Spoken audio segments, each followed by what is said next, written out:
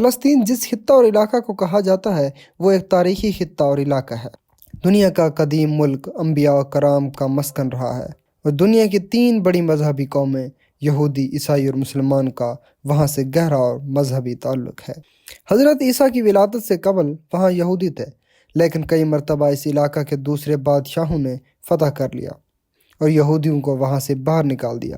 حضرت عیسیٰ کی پیدائش کے بعد بھی مختلف بادشاہوں نے وہاں حکومت کی۔ سب سے پہلے بات آتی ہے خلافت عمر اور فلسطین کی۔ حضرت عمر کی خلافت کے زمانے میں یہاں عیسائی آباد تھے۔ حضرت عمر بن عاص مسلمانوں کا لشکر لے کر فلسطین گئے، جنگ لڑے بغیر ہی فلسطین کا یہ حصہ فتح کر لیا، اور پادریوں نے اور عیسائیوں نے صرف اتنی شرط لگائی تھی کہ ہم یہ پورا علاقہ بغیر جنگ کے آپ کو دینے کے لیے تیار ہیں، بیت المقدس کی چابیاں بھی آپ کو دے دیں گے، لیکن شرط یہ ہے جو آپ کے خلیفہ امیر المومنین عمر بن خطاب خود یہاں صلح اور معاہدہ کے لیے تشریف لیں۔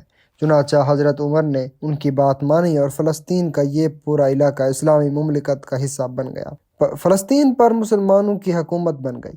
فلسطین کا پورا علاقہ اسلامی خلافت کا اندر شامل ہو گیا۔ اس کے بعد صلیبیوں نے فلسطین کو دوبارہ حاصل کرنے کے لیے مختلف کوششیں کی اور 11ویں صدی کے اول آخر میں صلیبیوں کو کامیابی ملی۔ تقریباً 90 سال تک انہوں نے دوبارہ یہاں حکومت کی۔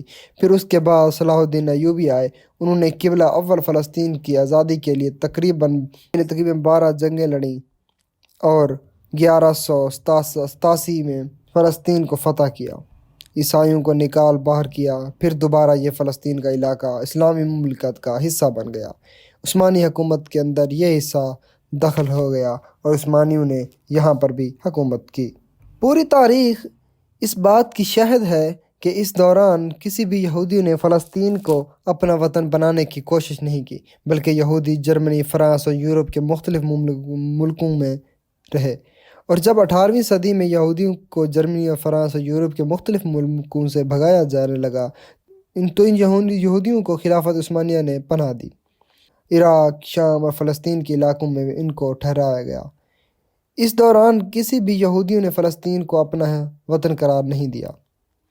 اس بات کو ہر انسان جانتا ہے کہ یہودیوں پر سب سے زیادہ ظلم عیسائیوں نے کیا۔ مسلمانوں نے یہودیوں کو انسانیت کی بنا پر پناہ دی۔